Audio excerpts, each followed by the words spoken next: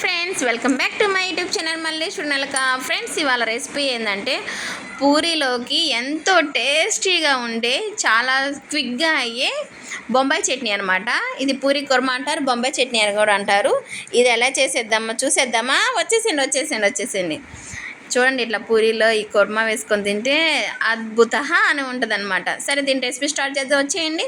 దీనికి ముందుగా నేను 2 ఆనియన్స్, 2 పెద్ద ఉల్లిపాయలు, 1 క్యారెట్, 1 బంగాళదుంప, 3 పచ్చిమిర్చి తీసుకొని ఇలా ముక్కలుగా కట్ చేసుకొని పెట్టుకోవాలి.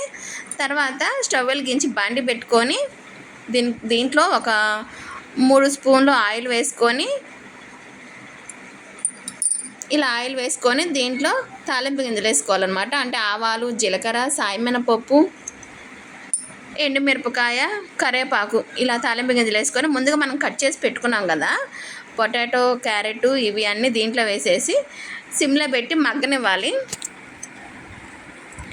చూడండి ఎంత కలర్ఫుల్గా ఉందో. ఇలా సిమ్లో పెట్టేసి కొంచెం మగ్గనివ్వాలన్నమాట.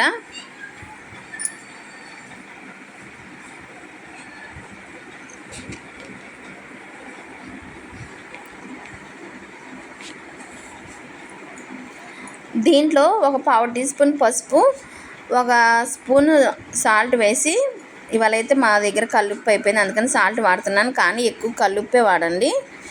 వేసేసి కొంచెం సిమ్లో పెట్టి ఇలా మగ్గనివ్వాలి. మూత పెట్టేసేయండి. ఒక 5 మినిట్స్ అలా మగ్గనివ్వండి. సాల్ట్ కొంతమంది ఉప్పు ఎక్కువ తింటారు, కొంతమంది తక్కువ తింటారు, ఎవరు తగినంత వాళ్ళు వేసుకోండి. ఒకసారి మొత్తం కలిసేలా కలిపేసి మూత పెట్టేసేయండి. మూత పెట్టేసి ఒక 5 మినిట్స్ అలా వదిలేయండి. 5 మినిట్స్ తీస్తే కొంచెం మెత్తబడతాయి అన్నమాట. ఇలా ఒకసారి మళ్ళీ అన్నీ కలిగి తిప్పి దీంట్లో నేనైతే పెద్ద గ్లాస్ వాటర్ పోసానండి. ఒక గ్లాస్ వాటర్ పడతాయి.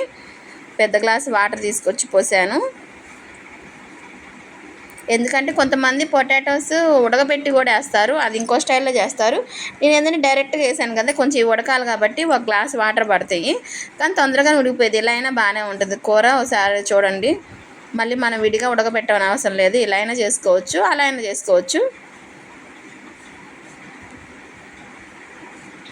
వాటర్ పోసేసి ఇలా ఒకసారి తిప్పేసి మూత పెట్టేయాలి. అంతలోకి మనం ఒక గిన్నె తీసుకొని దాంట్లో 3 స్పూన్లు శనగపిండి వేయాలి. 3 స్పూన్లు శనగపిండి వేసి నేను ఆ పూరి కూడా దాంట్లో పూరీలు కూడా వేసానండి. వేడి పెట్టుకోవాలి. చాలా అంటే చాలా టేస్టీగా ఉంటాయి. నేను ఈ పూరీలు కూడా ఎలా చేయాలో నేను తర్వాత ఒక వీడియో చేసి పెడతాను. ఇలా తర్వాత మనం కలిపి పక్కన పెట్టుకోవాలి. ఈ శనగపిండి మిశ్రమం ఉంటుంది కదా, అది కర్రీలో వేసి కలపటమేనండి. కలిపి సిమ్లో పెట్టి కొంచెం ఒక 5 మినిట్స్ మగ్గనివ్వండి. తర్వాత పైన కొత్తిమీర వేసి జల్లుకుంటే ఈ రెసిపీ అయితే అయిపోయినట్టేనండి. ఇదైతే వేడి పూరీలోకి ఈ కూర నిన్నైతే చాలా బాగా కుదిరింది, చాలా బాగుంటుంది అనమాట. ఒకసారి ట్రై చేయండి, సేమ్ ఇలాగే ట్రై చేయండి. చాలా అంటే చాలా బాగుంటుంది. ఒక్క 5 మినిట్స్ అలా మగ్గనివ్వండి. మా వీడియో నచ్చితే ప్లీజ్ లైక్ చేయండి, షేర్ చేయండి, సబ్స్క్రైబ్ చేయండి. ప్లీజ్ సబ్స్క్రైబ్ మర్చిపోవాకండి. Bye friends.